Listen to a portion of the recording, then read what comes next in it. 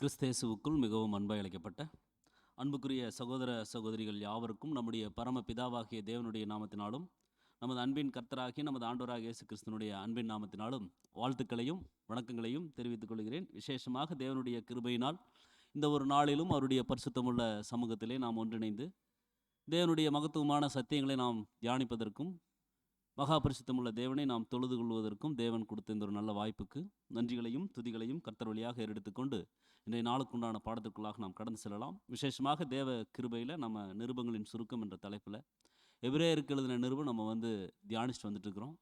அதில் இன்றைய தினத்தில் 81வது பாகம் மற்றும் எபிரேயருக்கு எழுதின நிருபம் பகுதி 15 நம்ம தியானிக்க இருக்கிறோம்.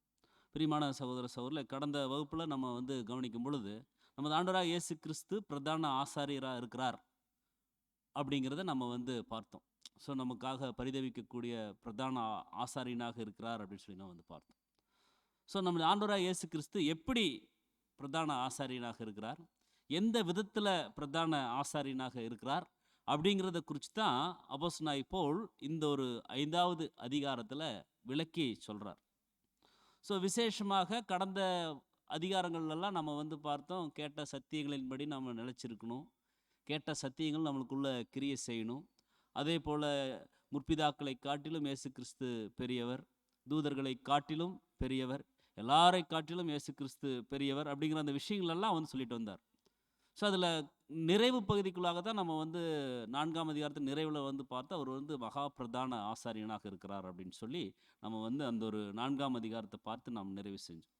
ஸோ இன்றைய தினத்தில் நம்ம பார்க்கக்கூடிய 5வது அதிகாரத்திற்கு நம்ம 1லிருந்து 5 வசனங்கள் தியானிக்க இருக்கிறோம். இந்த வசனத்திற்கு நம்ம ஒரு தலைப்பு கூட கவனிக்கும் பொழுது மகா பிரதான ஆசாரியன், மகா பிரதான ஆசாரியன், கிரேட் ஹை பிரைஸ்ட் அப்படிங்கிற ஒரு தலைப்பில் நம்ம பார்க்க போகிறோம். ஸோ விசேஷமாக இன்றைய தினத்தில் நம்ம 5வது அதிகாரம், இந்த அதிகாரத்திற்குன்னு சொல்லி தேவன் ஒரு முக்கியத்துவம் கொடுத்துருக்கார். ஸோ பிரதான ஆசாரியன், மகா பிரதான ஆசாரியன் நமது ஆண்டவராக இயேசு கிறிஸ்து எந்த விதத்தில் அந்த அந்த மகா பிரதான ஆசாரியனுக்குரிய அந்த ஊழியத்தை செய்துட்டு இருக்கிறார் அப்படிங்கிறத நம்ம கவனிக்க போகிறோம். ஸோ எபிரேயர் 5ஆம் அதிகாரம் 1ஆம் வசனத்தில், அன்றியும் மனுஷரால் தெரிந்து கொள்ளப்பட்ட எந்த பிரதான ஆசாரியனும் பாவங்களுக்காக காணிக்கைகளையும் பலிகளையும் செலுத்தும்படி மனுஷருக்காக தேவ காரியங்களை பற்றி நியமிக்கப்படுகிறான் அப்படின்னு சொல்லி நம்ம பார்க்குறோம். அப்போ இந்த வசனம் பாருங்கள், துவங்கும் பொழுதே அன்றியும் அப்படின்னு சொல்லி நம்மளுக்கு இந்த வசனம் துவங்குது. அப்படின்னா 4ஆம் அதிகாரத்தினுடைய ஒரு ஒரு முடிச்ச 15-16 வசனங்களோட முடித்தார். அடுத்தது 5ஆம் அதிகாரம் 1ஆம் வசனம் அன்றியும் அப்படி ஆரம்பிக்குதுன்னா, மேலே நம்ம பார்த்துட்டு வந்தோம் இல்லைங்களா, 4ஆம் அதிகாரத்தில் பிரதான ஆசாரியனை குறிச்செல்லாம் நம்ம பார்த்துட்டோம் இல்லைங்களா. ஸோ அன்றியும் மனுஷரால் தெரிந்து கொள்ளப்பட்ட எந்த பிரதான ஆசாரியனும் அப்படின்னு சொல்லி அங்கே ஆரம்பிக்கிறார். ஸோ இந்த வசனத்தில் கடைசி வரிகள் எப்படி வந்திருக்கணும் அப்படின்னா பாருங்கள், நம்ம கேஜேவியில் எப்படி இருக்குன்னு சொல்லிவிட்டோம், நான் மனுஷருக்காக தேவ காரியங்களை பற்றி நியமிக்கப்படுகிறான் அப்படின்னு சொல்லி இங்கே வசனம் வந்திருக்கு. ஆனால் இது எப்படி வந்திருக்கணும், ஆக்சுவலாக எப்படி வந்தால் சரியாக இருக்கும் அப்படின்னா பாருங்கள், மனுஷர் சார்பாக தேவன்கிட்ட நிற்பதற்காக பிரதான ஆசாரியன் நியமிக்கப்படுகிறான் அப்படின்னு சொல்லி வந்திருக்கணும். அதாவது மனுஷர் சார்பாக தேவன்கிட்ட நிற்கிறதற்காக பிரதான ஆசாரியன் நியமிக்கப்படுகிறார் அப்படின்னு சொல்லி வந்திருக்கணும்.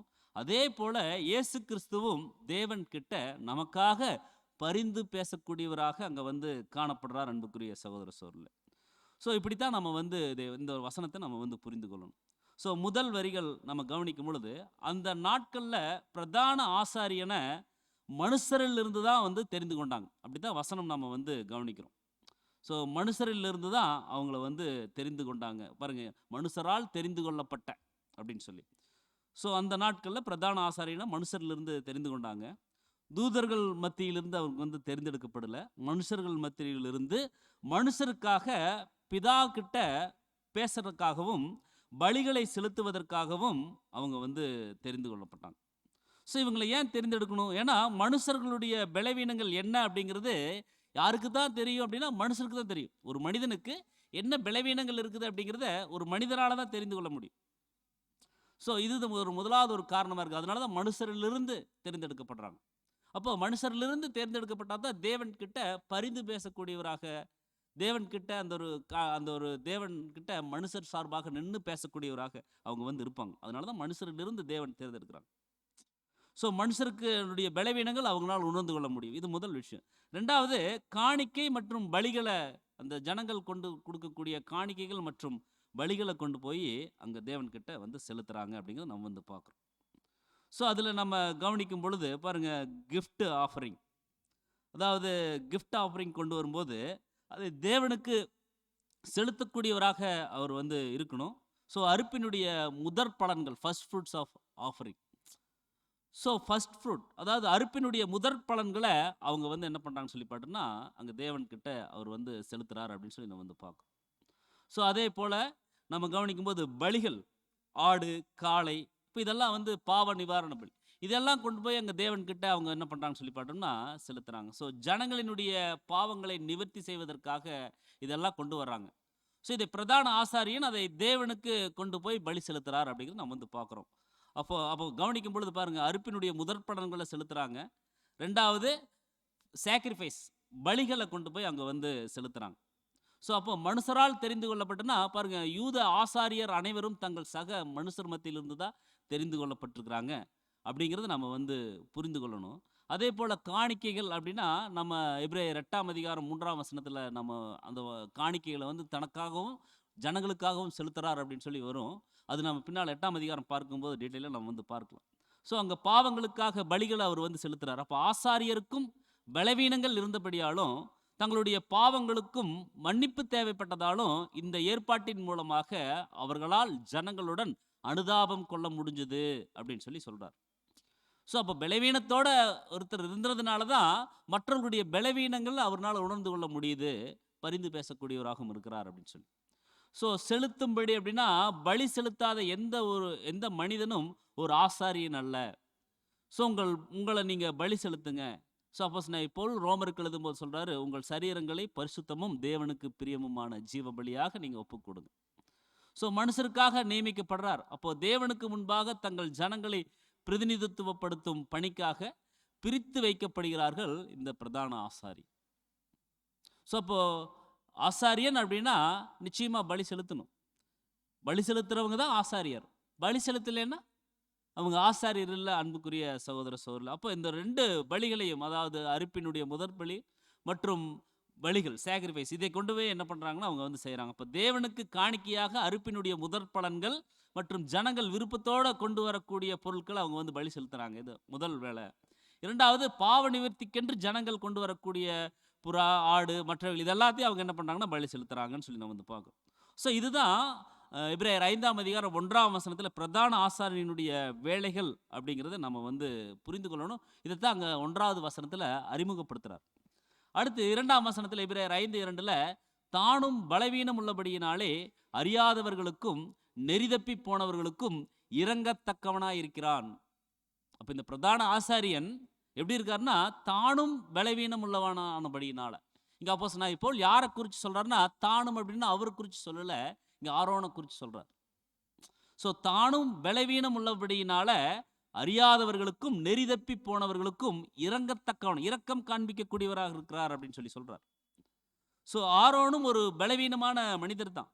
ஸோ அதனால ஜனங்கள் மேலே ஒரு இரக்கமுள்ளவராக இருந்திருக்கிறார். ஸோ ஆனால் இயேசு கிறிஸ்து கவனிக்கும் பொழுது மகா பிரதான ஆசாரியனாக இருக்கிறார். ஸோ அதோடு இவர் வந்து பலவீனம் அல்ல, நமது கர்த்தர் வந்து அவர் பலவீனம் அல்ல. ஸோ பரிபூரணராக இருந்தும் நம்ம மேலே பரிதாபம் கொள்ளக்கூடியவராக இருக்கிறார்னு சொல்லி நம்ம வந்து பார்க்குறோம். ஸோ இவர் எவ்வளோ விசேஷித்தவராக நம்ம வந்து பார்க்கப்படணும், நம்ம அப்படி தான் வந்து பார்க்கணும் அப்படிங்கிறத இங்கே அப்போஸ்தலனாகிய பவுல் சொல்கிறார். ஸோ அவர் வந்து ஆரோன் பலவீனம் உள்ளபடியினால அவர் வந்து இரக்கம் காண்பிக்கிறாரு. அப்போ பலவீனமாக இருக்கிறவரே அவ்வளோ இரக்கம் காண்பிக்கும் போது நமது கர்த்தர் பரிபூரணர், பாவமற்றவர், அவர் பரிசுத்தர், அப்படி இருக்கிறவரு எவ்வளோ ஒரு இரக்கம் காண்பிக்கக்கூடியவராக இருப்பார் அப்படிங்கிறத நீங்கள் பாருங்க அப்படின்னு சொல்லி எபிரேயருக்கு சொல்கிறாரு.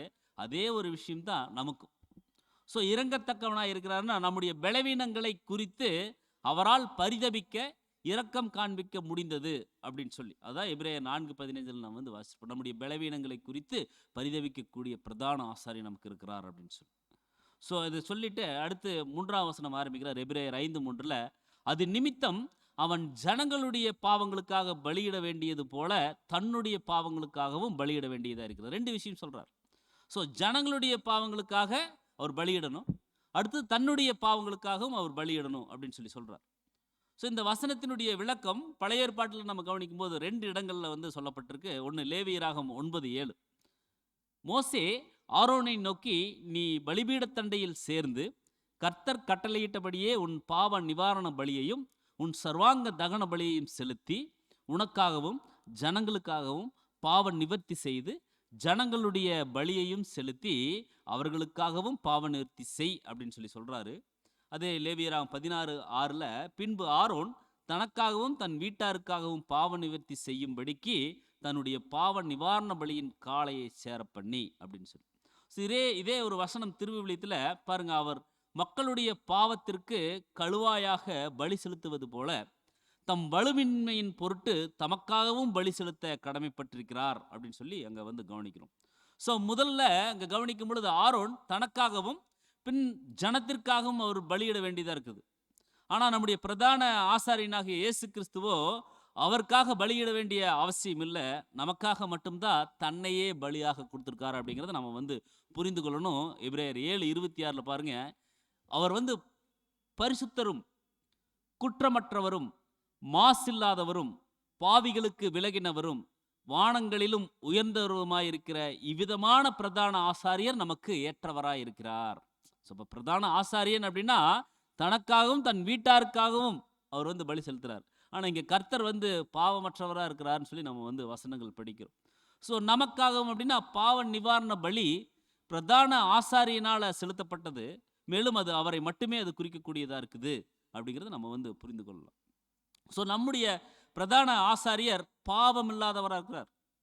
ஸோ அவருக்காக பலி செலுத்த வேண்டிய அவசியம் இல்லை, நமக்காகத்தான் அவர் என்ன பண்ணலான்னு சொல்லி பார்த்தோம்னா அந்த ஒரு பலியை அவர் வந்து செலுத்துறார் அப்படிங்கிறத நம்ம வந்து புரிந்து கொள்ளும். சொல்லிட்டு அடுத்து ஒரு முக்கியமான ஒரு வசனத்தை அங்கே வந்து கொடுக்குறார் எபிரேயர் 5:4. மேலும் ஆரோனை போல் தேவனால் அழைக்கப்பட்டால் ஒழிய ஒருவனும் இந்த கனமான ஊழியத்துக்கு தானாய் ஏற்படுகிறதில்லை. ஸோ இங்கே ஆரோன் தேவனால் அழைக்கப்பட்டிருக்கிறார் அப்படிங்கிறத இந்த வசனம் நம்மளுக்கு சுட்டி காட்டுது. அப்போ ஆரோனை யார் தான் அழைச்சிருக்கிறாங்கன்னா தேவன் தான். ஸோ அதே போலதான் இயேசு கிறிஸ்துவும் தன்னைத்தான் உயர்த்தலை. பின்னால் வசனங்கள் படிப்போம். தன்னைத்தான் உயர்த்தலை. ஸோ தேவன் தான் அவரை வந்து அழைச்சார், உயர்த்தியும் இருக்கிறார், மகிமைப்படுத்தியும் இருக்கிறார் அப்படிங்கிறத நம்ம வந்து புரிந்து கொள்ளணும். ஸோ இங்கே ஆரோனை போல அப்படின்னு சொல்லி ஏன் இங்கே சொல்லப்பட்டிருக்குன்னா பாருங்க, அநேக ஊழியக்காரர்கள் இந்த வசனத்தை நிறைய சந்தர்ப்பங்களில் வந்து பயன்படுத்துகிறாங்க. இன்னைக்கு பாருங்க, உண்மையான சபையில் உண்மையான சத்தியத்தில் இருக்கக்கூடிய சகோதரர்களும் இந்த வசனங்கள் பயன்படுத்துகிறாங்க.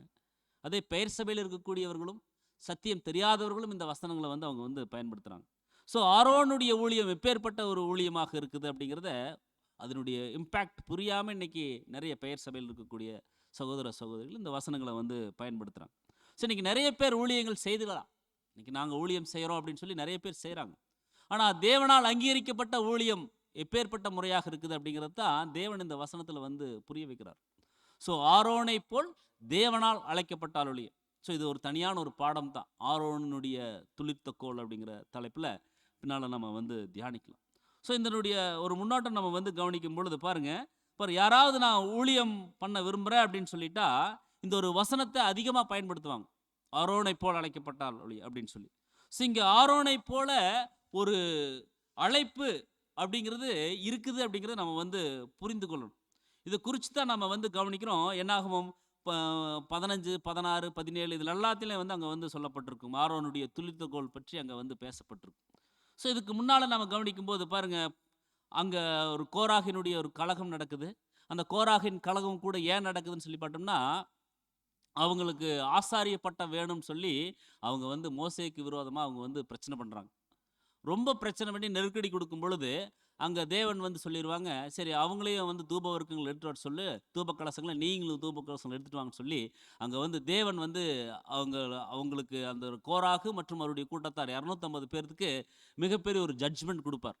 அதாவது ஒரு நிலநடுக்கம் ஏற்பட்டு பூமி 2ஆக பிளந்து அந்த 250 பேரும் என்ன பண்ணுவாங்கன்னு சொல்லி பார்த்தா பூமிக்குள்ளே வந்து போயிடுவாங்க. அப்படியே பூமி வாரிட்டு போயிடும். ஸோ அதுதான் கோராகினுடைய ஒரு கலகமாக இருக்குது. ஸோ இதன் மூலமாக ஆசாரிய பட்டம் அப்படிங்கிறது தேவன் யாருக்கு முன்குறித்து வச்சுருக்காரோ அவங்களுக்கு கொடுப்பாங்க. யாரை அழைச்சிருக்காரோ அவங்களுக்கு தான் கொடுப்பாங்க அப்படிங்கிறத அங்கே வந்து உணர வைப்பார். அதற்காக அப்படிப்பட்ட ஒரு கழகம் வந்து அங்கே வந்து பதிவு செய்யப்பட்டிருக்கு. பாருங்கள், நம்முடைய பரிசுத்த வேதாகமத்தில் உலகத்திலேயே உலகத்திலேயே முதல் நிலநடுக்கம் அங்கே தான்.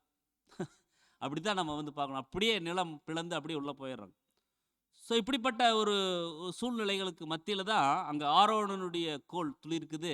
ஆரோனை தேவன் என்ன பண்ணுறான்னு சொல்லி பார்த்தோன்னா தெரிந்தெடுக்கிறாரு. எதற்காகனா ஆசாரிய ஊழியம் செய்வதற்காக. அதான் நம்ம கவனிக்கிறோம். 12 கோத்திரத்தில் ஆரோன் பிரதான ஆசாரியனாக அங்கே வந்து தேர்ந்தெடுக்கப்படுறார். ஸோ இது மாதிரி தான் நமது ஆண்டவராக இயேசு கிறிஸ்துவும் பிரதான ஆசாரியன் தான். ஆனால் மகா பிரதான ஆசாரியனாக இருக்கிறார். அவர் பிரதான ஆசாரியன் மட்டுமல்லாமல் மகா பிரதான ஆசாரியனாக இருக்கிறார்.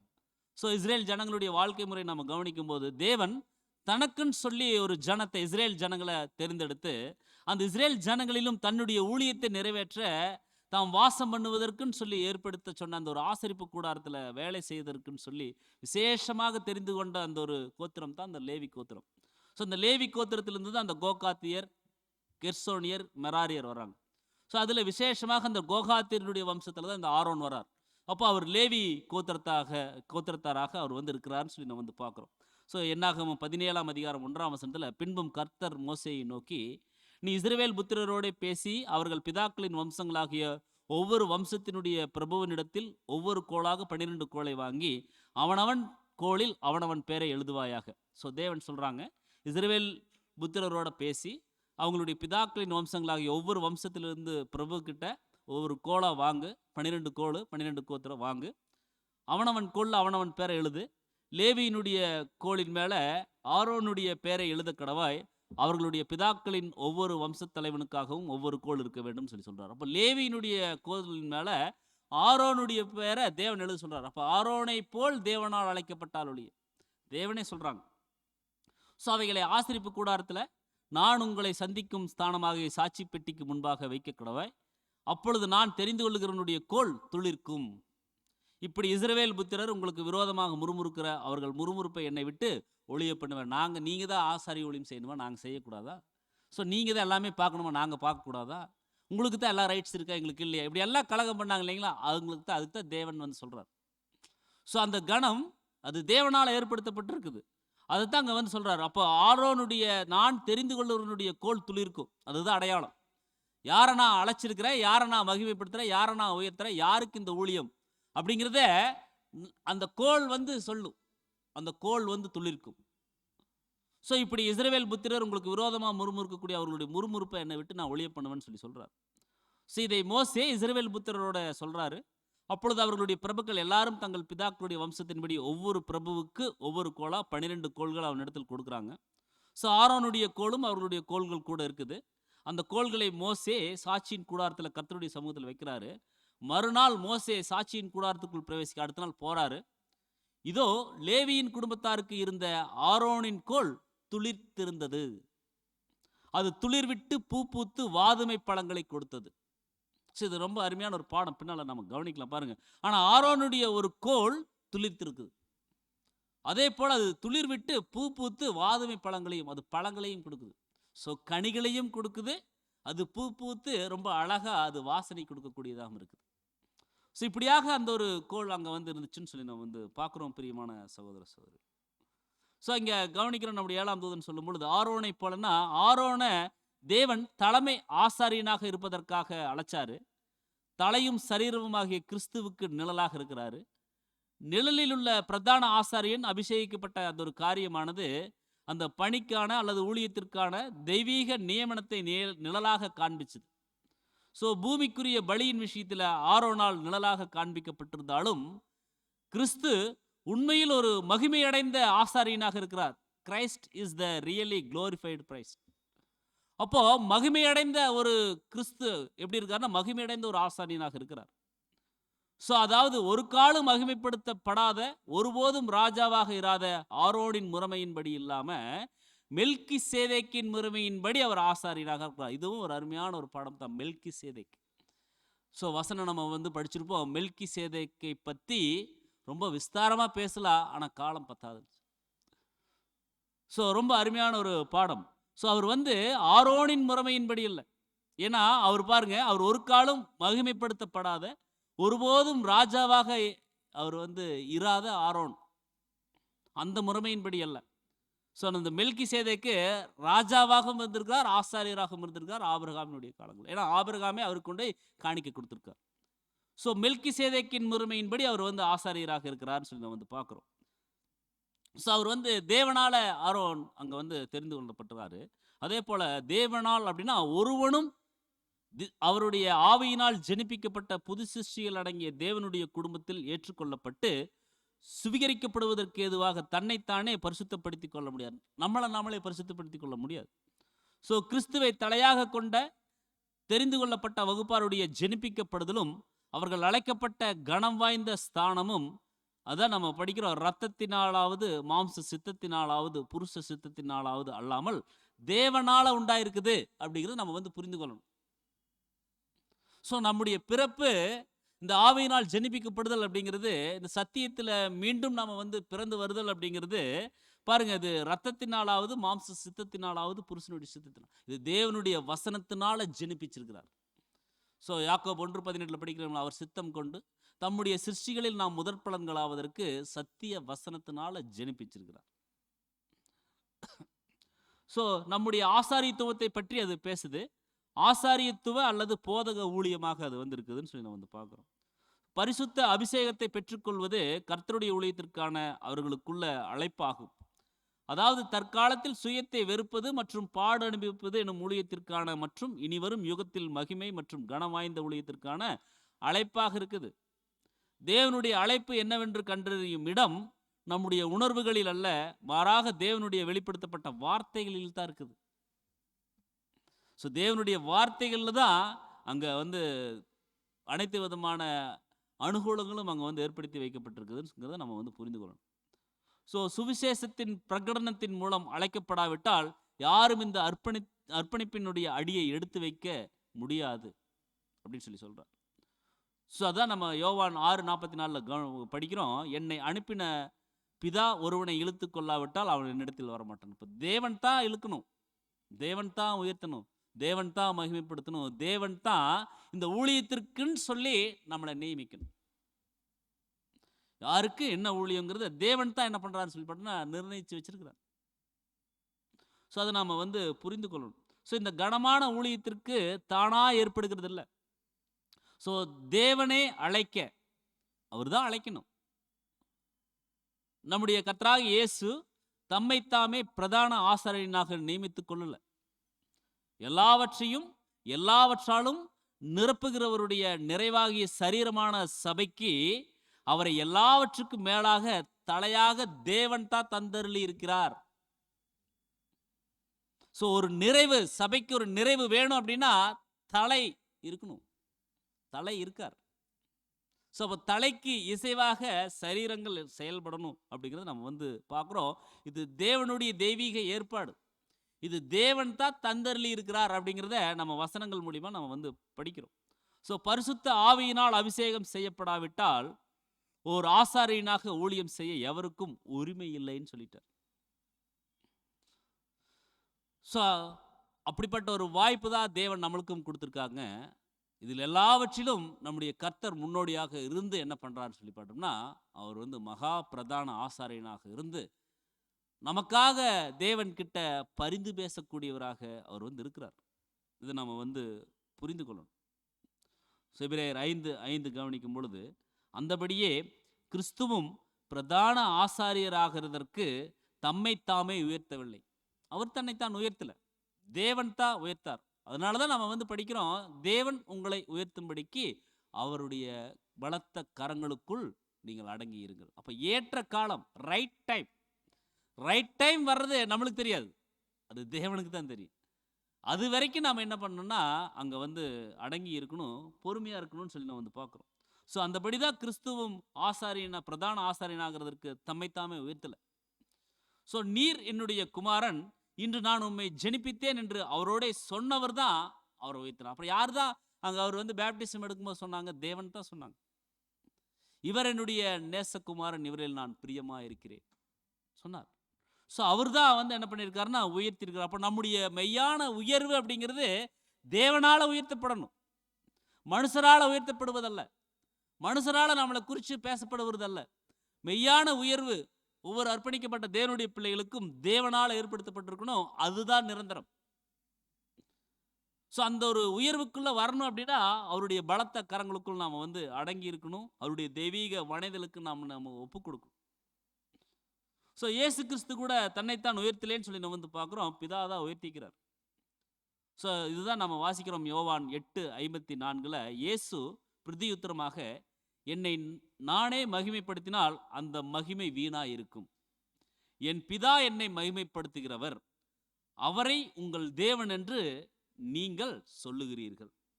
ஸோ கர்த்தர் ரொம்ப கிளியராக சொல்கிறார், என்னை நானே மகிமைப்படுத்தினா அந்த மகிமை வீணு. அவரு கூட வந்து மற்றவர்கள் கூட சொன்னாங்க இல்லைங்களா, ஜனங்கள் சொன்னாங்க, சீசர்கள் சொன்னாங்க, நல்ல போதகரே. நான் எங்கப்பா நல்லவர்? பிதா ஒருவர் தவிர நல்லவர் ஒருவரும் இல்லை. எவ்வளோ அருமையாக சொன்னார் பாருங்க. நம்மளை சொன்னால் என்ன சொல்லுவாங்க, இந்த பிரதர் ரொம்ப நல்லவருக்கு அப்படின்னா, இந்த சிஸ்டர் ரொம்ப நல்லவர் அப்படின்னா, கரெக்டுங்க, இப்போ தான் நீங்கள் புரிஞ்சுருக்கிறீங்க, ரொம்ப லேட்டாக அப்படி.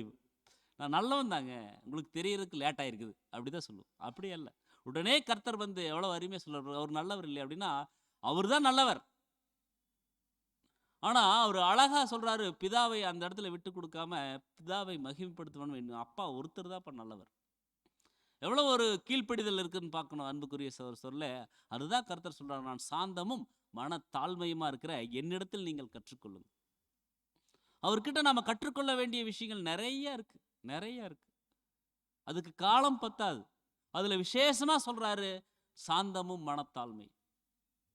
அப்போ அந்த அந்த ஒரு ஆவி இருந்துச்சுன்னா நாம் நிச்சயமாக ராஜ்யத்தின் ராஜாக்களாக சென்று சேர முடியும். அதுதான் நம்ம வந்து புரிந்து கொள்ளணும்.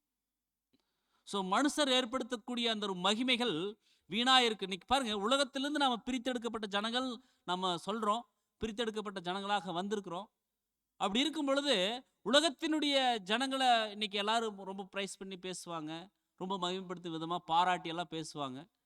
அப்போ அதெல்லாம் அவங்களுக்கு தேவை. ஏன்னா இந்த உலகத்தில் அவங்க வாழ்கிறதுக்கு அந்த பாராட்டி மற்றவரால் வந்து ஏற்றி பேசப்படுறது, பாராட்டி பேசப்படுறதுலாம் அவங்களுக்கு தேவை.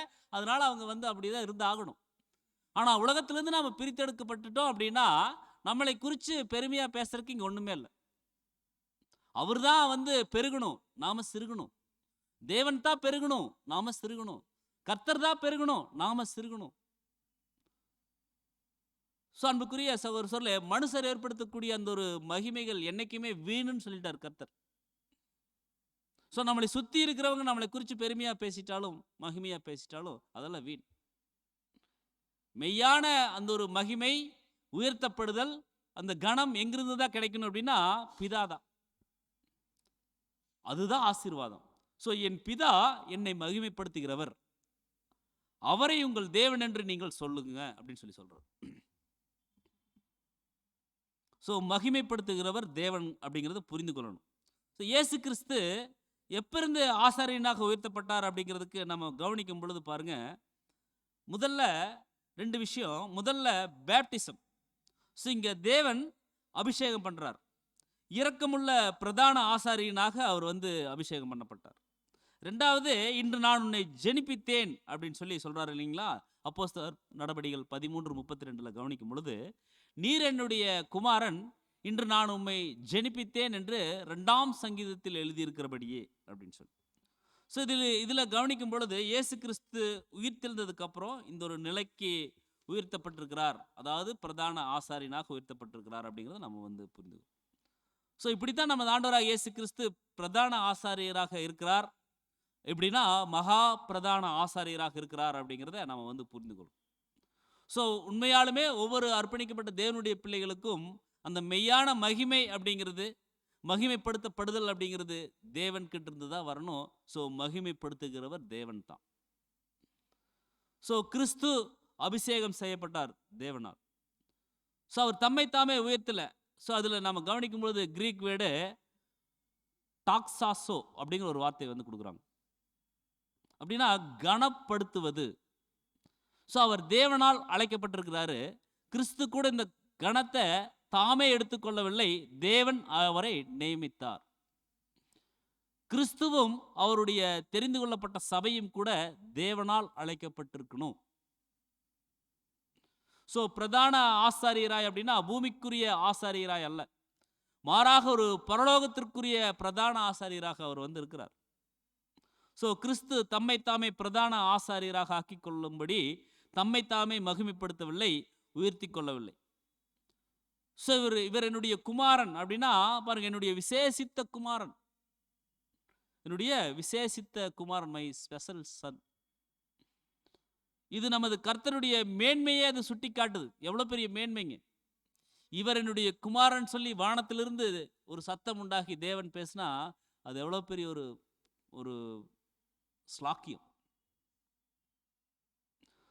ஸோ இதுதான் கர்த்தருக்குடைய மேன்மையை அது சுட்டி காட்டக்கூடியதாக இருக்குது. ஸோ அவர் சொல்கிறார், நான் உன்னை ஜெனிப்பித்தேன் அப்படின்னு சொல்லி. அப்போ கிரீக் வேர்டு அந்த ஜெனிப்பித்தேன்னா கென்னாவ் அப்படிங்கிற ஒரு வார்த்தையை வந்து கொடுக்குறாங்க. ஸோ இந்த வார்த்தை தேவனோடு தொடர்பு படுத்தி வரும்போது அது எப்பொழுதுமே ஜெனிப்பிக்கப்பட்டது அல்லது ஜெனிப்பிக்கப்படுதல் அப்படின்னு தான் வழங்கப்படணும் அப்படின்னு சொல்லி நாம் கவனிக்கிறோம். ஸோ இது சங்கீதங்களிலிருந்து எடுக்கப்பட்ட ஒரு மேற்கோள். மேலும் இது நம் கர்த்தரின் உயிர்த்தெழுதலை அது குறிக்கக்கூடியதாக இருக்குது அப்படிங்கிறத அந்த அப்போஸ்தலர் 13, 33, 32, 33 நம்ம வந்து வாசிக்கிறோம்.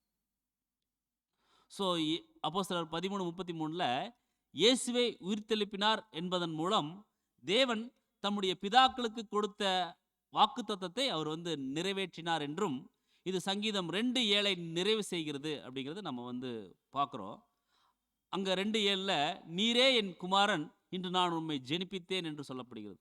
இது இயேசுவின் உயிர்த்தெழுதல், தேவனுடைய குமாரனாக அவர் உயர்த்தப்பட்டது அது குறிக்கக்கூடியதாக இருக்குது அப்படின்னு சொல்லி நம்ம வந்து பார்க்குறோம். அப்போ சொன்னவர் அவர் தான் பிதாவாகிய தேவன். ஸோ சங்கீதம் 2:7 நாம் வந்து கவனிக்கும் பொழுது அவர்கிட்ட சொன்ன தேவன் தான் அவரை பிரதான ஆசாரியராக, மகா பிரதான ஆசாரியராக அவர் வந்து கனப்படுத்தியிருக்கார். ஸோ இன்னைக்கு நம்மளை அழைச்சது யார் தான்? ஏதோ சகோதரர்கள் நோட்டீஸ் கொடுத்து அப்படியெல்லாம் நம்ம வரலைங்க. தேவனால் முன்குறிக்கப்பட்டு, ஸோ தேவனுடைய தெய்வீக வழிநடத்தல் மூலமாக சகோதர சகோதரிகள் மூலமாக அந்த ஒரு செய்திகள் நம்மளுக்கு கிடைக்கப்பெற்று இப்படியாக இந்த ஒரு அழைப்புக்குள்ள வந்திருக்கிறோம். பாருங்க, தேவன் தான் நம்மளை அழைச்சிருக்காங்க. அங்கே எப்படி ஆரோனை போல் அழைக்கப்பட்டாலொழிய, யார் அழைச்சாங்க? ஆரோனை தேவன் தான். ஸோ இன்னைக்கு நம்மளையும் அழைச்சது தேவன் தான்.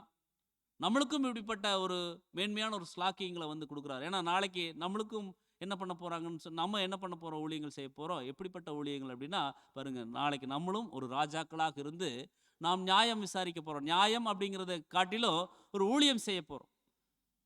அப்போ அந்த ஊழியத்தை நாம் நீதியுள்ளவர்களாக நம்ம செய்யணும் அப்படின்னா அன்புக்குரிய சகோதர சோரில் நாம் அந்த ஒரு தேவனுடைய திட்டங்களை நாம் படிக்கக்கூடியவர்களாக, அதற்கு கீழ்ப்படியக்கூடியவர்களாக, கர்த்தரை போல அதை கை கொண்டு நடக்கக்கூடியவர்களாக நாம் இருக்கணும்.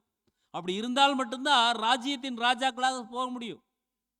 இல்லைன்னா நாம் சொல்லலாம் நம்ம ராஜாக்களாக போக போகிறோம், ராஜாக்களாக போக போகிறோம், ஆசாரிகளாக போக போகிறோம் அப்படின்னு சொல்லி. ஸோ அங்கே நம்ம பாருங்கள், நிழலில் நம்ம வந்து படித்தப்பளைய படிக்கும் பொழுது அவர் இரக்கம் காண்பிக்கக்கூடியவராக இருக்கிறார். அப்போ நம்ம இறங்குறோமா? அந்த ஒரே ஒரு வார்த்தை தான். அங்க இரக்கம் காண்பிக்கக்கூடிய ஆசாரியராக, பிரதான ஆசாரியராக நிழலெல்லாம் இருந்தாங்க. நம்முடைய கர்த்தர் இரக்கத்தின் ஐஸ்வர்யராக இருந்தார். ஸோ நம்ம எந்த அளவுக்கு நாம் இரக்கம் காண்பிக்கிறோம் சகோதர சகோதரிகள் மத்தியில், இதுதான் நமக்கான பாடம். ஸோ இரக்கம் உள்ளவர்களுக்கு தான் தேவன் இரக்கம் காண்பிப்பார். ஸோ நம்ம ஒருவருக்கு இறங்கலை அப்படின்னா நமக்கு எப்படி இறங்குவாங்க தேவன்? ஸோ நம்ம எந்த அளவில் நம்ம அளக்கிறோமோ அதே அளவு தான் நம்மளுக்கு அளக்கப்படும். பிரியமான சகோதர சொல்ல, ஸோ நம்ம அப்படிப்பட்ட ஒரு வாழ்க்கையை நம்ம வாழ்கிறோமா அப்படிங்கிறத நம்ம வந்து பார்க்குறோம். ஸோ கிறிஸ்துவனுடைய அந்த ஒரு அன்பின் ஒரு ஆழம், உயரம், அகலம், நீளம், இதை நோக்கி நாம் வந்து பயணிக்கணும். கிறிஸ்து எந்த அளவுக்கு ஒரு அன்புல உயரம் காண்பிச்சார்? எந்த அளவுக்கு உயரம் அப்படின்னா பிதாவாகிய தேவன் அவர் எங்க இருக்கார்? அவர் பரலோகத்தில் இருக்கிறார். அவர் மகா பெரியவர். ஸோ அந்த அளவுக்கு அவர் வந்து தன்னை வந்து என்ன பண்ணார்னா பிதாவை நோக்கி அவர் வந்து அந்த உயரத்திற்கு தன்னுடைய அன்பை காண்பிச்சார். ஸோ ஆழம், அன்பினுடைய ஆழம். ஸோ ஆழம் உலக ஜனங்கள் அந்த அளவுக்கு இறங்கி அவர் என்ன பண்ணுறாரு சொல்லி பார்த்தோம்னா அன்பு காண்பிச்சார். ஒட்டுமொத்த உலக ஜனங்களுக்காகவும் தன்னுடைய ஜீவனை கொடுக்குறார். அகலம் அப்படின்னா பாருங்க, நம்முடைய சபையில் இருக்க எல்லாருக்காகவும் அவர் வந்து என்ன பண்ணார்னா அவர் வந்து அந்த ஒரு அன்பின் ஆழத்தை மற்றும் அவருடைய பலியை வந்து செலுத்தினார். அதே போல தான் பிரியமான சகோதர நம்மளும் என்ன பண்ணணும்னு சொல்லி பார்த்தா சகோதர சகோதரிகளுக்கு நம்மளால் இயன்ற ஊழியங்களை நாம் வந்து செய்யணும். எல்லா சூழ்நிலைகளிலும், குறிப்பிட்ட ஒரு காலப்பகுதி மட்டும் இல்லாமல், குறிப்பிட்ட ஒரு சூழ்நிலைகள் மட்டும் இல்லாமல், தேவன் அனுமதிக்கக்கூடிய ஒவ்வொரு சூழ்நிலைகளிலும் நாம் இரக்கம் காண்பிக்கிறோமா, அன்பு காண்பிக்கிறோமா, தயவு காண்பிக்கிறோமா, பரிவு காண்பிக்கிறோமா? ஸோ இதெல்லாம் மனுஷர் பார்க்கல. மனுஷர் இதெல்லாம் பார்க்கல, தேவன் தான் பார்க்குறார். ஸோ தேவனுக்கு முன்பாக நம்முடைய வழிகள் சீராக இருக்குதா, சரியாக இருக்குதா, குறைவில்லாமல் காணப்படுறோமா? இது மனிதனுடைய பார்வையெல்லாம் அன்புக்குரிய சகோதர மனுஷரை நம்ம சுலபமாக ஏமாத்திடலாம். ஏன் நாம் இதை பார்க்குறோம் அப்படின்னா அந்த ஒரே ஒரு வார்த்தை தான், இரக்கம். அந்த ஒரே ஒரு வசனம் தான். அவர் வந்து பலவீனராக இருக்கிறார். மனுஷரால் ஏற்படுத்தப்பட்டிருக்கக்கூடிய அந்த ஒரு பிரதான ஆசாரியன் அவர் மனிதரால் ஏற்படுத்தப்பட்டதுனால, அவர் மனுஷராக இருக்கிறதுனால அவர் பலவீனமாக இருக்கிறார். ஸோ மற்றவருடைய பலவீனங்களை புரிந்து கொள்ள முடிஞ்சது. ஸோ நாம் எந்த அளவுக்கு மற்ற சகோதர சகோதரிகளுடைய பலவீனங்களை புரிந்து கொள்கிறோம், நம்மளுக்கு தேவன் விசேஷமாக சத்தியத்தினுடைய ஆவியும் நம்மளுக்கு கொடுத்துருக்கார். அப்போ சத்தியத்தினுடைய ஆவியை நம்ம எப்படி நாம் பயன்படுத்துகிறோம், தேவனுடைய நீதியை நாம் எப்படி பயன்படுத்துகிறோம், தேவனுடைய அன்பை நாம் எப்படி பயன்படுத்துகிறோம்? ஸோ ஒவ்வொரு அர்ப்பணிக்கப்பட்ட தேவனுடைய பிள்ளைகளும், ஒவ்வொரு புது சிருஷ்டியும் தேவன் கொடுத்திருக்கக்கூடிய நீதியை தன்னிடத்தில் காண்பிக்கணும். தேவன் கொடுத்திருக்கக்கூடிய நீதியை தன்கிட்ட காமிக்கணும். தேவன் கொடுத்திருக்கக்கூடிய அன்பை சகோதர சகோதரிகள் மற்றும் உலகத்தின் ஜனங்கள் மீது காண்பிக்கணும். என்னிடத்தில் நான் கண்டிப்பு காண்பிக்கணும். நான் இவ்வளோ வருஷம் ட்ரூத்தில் இருக்கேன், இத்தனை சத்தியங்கள் நான் கேட்டுட்டு இருக்கிறேன், படிச்சுட்டு இருக்கிறேன் அப்படின்னா நான் எப்படிப்பட்ட ஒரு வாழ்க்கை வாழ்கிறேன்னு சொல்லி என்னை நான் ஸ்ட்ரிக்டாக வந்து அடக்கணும், ஒடுக்கி நான் கீழ்ப்படுத்தணும். அதே சகோதர சகோதரிகளை நான் அணுகும் பொழுது அன்போட பரிவிரக்கத்தோடு அணுகணும். அவங்க என்னதான் இத்தனை வருஷம் சத்தியத்தில் இருந்துட்டாலும் அவங்களும் பலவீனமானவங்க தானே, அவங்களும் பலவீன மனுஷர் தானே, பலவீனத்தில் தான் இருப்பாங்க. ஸோ என்னுடைய சகோதரன், என்னுடைய சகோதரி, இந்த பலவீனத்தை நான் பொருட்படுத்தாமல் அவர்களை நான் அன்போடு நான் வந்து என்ன பண்ணுவேன்னா நேசிப்பேன் அப்படிங்கிற எண்ணம் இருக்கணும். ஆனால் நம்ம என்ன பண்ணிடுறோம் அன்புக்குரிய சகோதர எல்லா சூழ்நிலைகள், பல சூழ்நிலைகளில் மற்றவர்களை நாம் ஈஸியாக தீர்ப்பு செஞ்சிடறோம். இது இப்படித்தான், அவங்க அப்படித்தான் அப்படின்னு சொல்லி. ஸோ தேவனுடைய கரத்தில் நம்ம எவ்வளோ நன்மைகளை ஈவுகளை நாம் வாங்கியிருக்கிறோம், எவ்வளோ இரக்கங்களை நாம் பெற்றுக்கொண்டிருக்கிறோம். நாம் இன்னைக்கு நிற்கிறோம் அப்படின்னா அதுக்கு தேவனுடைய இரக்கம் தான் காரணம், கர்த்தருடைய பரிந்து பேசுறது தான் காரணம். அந்த ரெண்டும் இல்லை அப்படின்னா இன்னைக்கு நாம் இல்லை, உலகத்தாராக நாம் வந்து இருந்திருப்போம், அல்லது ஒன்றும் இல்லாமல் நாம் வந்து போயிருப்போம். ஆனால் தேவனால் அழைக்கப்பட்டு ஏற்படுத்தப்பட்டிருக்கக்கூடிய இப்பேற்பட்ட ஒரு அழைப்புக்குள்ளே நாம் நிற்கிறோம் அப்படின்னா இந்த ஒரு அழைப்பிற்கு நாம் உண்மையாக நாம் வந்து ஜீவிக்கணும். எல்லா விதத்திலும் தேவன் மகிமைப்படும் விதமாக இருக்கணும். அப்படிப்பட்ட ஒரு வாழ்க்கையை நம்ம வாழ்ந்தா தான் பாருங்க, மெய்யாகவே மகிமைப்படுத்தக்கூடியவர், நம்மை மகிமைப்படுத்தக்கூடியவர் தேவனாக இருப்பார். ஸோ அந்த ஒரு மகிமையை தேவன்கிட்ட இருந்து நம்ம வாங்கணும் அப்படின்னா நாம் நம்முடைய வழிகளை சீர்தூக்கி பார்க்கணும், நிதானிச்சு பார்க்கணும். அழகா தாவீது சங்கீதங்களில் சொல்லுவார், தேவனே என்னுடைய இருதயத்தை ஆராய்ந்து என்னிடத்தில் ஏதாவது குறைகள் குற்றங்கள் இருக்கும் பட்சத்தில் அது நீங்கள் தயவாக மன்னிங்கன்னு சொல்லுவார். ஸோ என் இருதயத்தை ஆராய்ஞ்சு அப்படின்னா என்னுடைய இருதயத்தை நான் தான் ஆராயணும். என்னிடத்தில் என்ன பாவமான வழிகள், மீறுதல்கள், உமக்கு பிரியமில்லாத காரியங்கள் இருக்குது அப்படிங்கிறத அது நான் தான் வந்து பார்க்கணும். உமக்கு பிரியமானபடி என்னுடைய வழியை நான் வந்து மாற்றிக்கொள்ளணும். இதெல்லாம் நான் தான் செய்யணும். ஸோ அழகா அங்கே வந்து சொல்கிறாரு 139ஆம் சங்கீதத்தில் பாருங்க, தேவனே என்னை ஆராய்ந்து 23 மற்றும் 24 சொல்றாரு, என்னை ஆராய்ந்து என் இருதயத்தை அறிந்து கொள்ளும், என்னை சோதித்து என் சிந்தனைகளை அறிந்து கொள்ளும், வேதனை உண்டாக்கும் வழி என்னிடத்தில் உண்டோ என்று பார்த்து நித்திய வழியிலே என்னை நடத்தும். அப்போ இங்கே பாருங்க, எல்லா இடத்துலையும் என்ன, இந்த 2 வசனத்தில் என்னைன்னு தான் வருது, ஒரு 5-6 முறை வரும். அப்போ இந்த வசனம் நம்மளை ஆராயும்படி தான் நம்மளுக்கு வந்து தேவன் வந்து கொடுத்துருக்கு. இந்த வசனம் மட்டும் இல்லை, நம்மளுக்கு பரிசுத்த வேதாகமத்தில் தேவன் கொடுத்திருக்கக்கூடிய ஒவ்வொரு வசனங்களும் அவருடைய சத்தியங்களும் நம்மை ஆராய்ந்து, நம்மை நிதானித்து, நம்மளை நாம் சீர்தூக்கி பார்ப்பதற்காகத்தான் தேவன் கொடுத்துருக்காங்க. ஆனால் நம்ம பல சூழ்நிலைகளில் பக்கத்தில் இருக்கிறவங்கள நம்ம வந்து பார்த்துறோம். பக்கத்தில் இருக்கக்கூடிய சகோதர சகோதரிகளை ஆராயிறோம், அவங்கள நிதானிக்கிறோம், அவங்களுடைய வழிகளை நாம் சீர்தூக்கி பார்க்குறோம். இப்படி இருக்கக்கூடாது அன்புக்குரிய சகோதர சகோதரர்களே. ஸோ வேதனை உண்டாக்கும் வழிகள், உமக்கு பிரியமில்லாத வழிகள் என்னிடத்தில் இருந்துச்சுன்னா அதை நான் எடுத்து போடுவதற்கு எனக்கு உதவி செய்யுங்கப்பான்னு சொல்லி நம்ம வந்து கேட்கணும். ஸோ அப்படித்தான் அங்கே தாவீது அங்கே சங்கீதங்களில் வந்து குறிப்பிடுறாங்க. ஸோ நமக்கும் அப்படிப்பட்ட ஒரு புத்திமதிகள் தான் இன்றைய தினத்தில் தேவன் வந்து கொடுக்குறார். ஸோ இப்படி தான் நமது ஆண்டவராக இயேசு கிறிஸ்து பிரதான ஆசாரியராக இருந்து இரக்கம் காண்பிக்கக்கூடியவராக நமக்கிட்ட தொடர்ந்து நமக்காக பிதா கிட்ட பேசிகிட்டே இருக்கிறார். ஸோ நம்மளும் அப்படிப்பட்ட இரக்கம் காண்பிக்கக்கூடிய ஒரு மனநிலையோடு தொடர்ந்து நம்ம வந்து ஜீவிக்கணும்.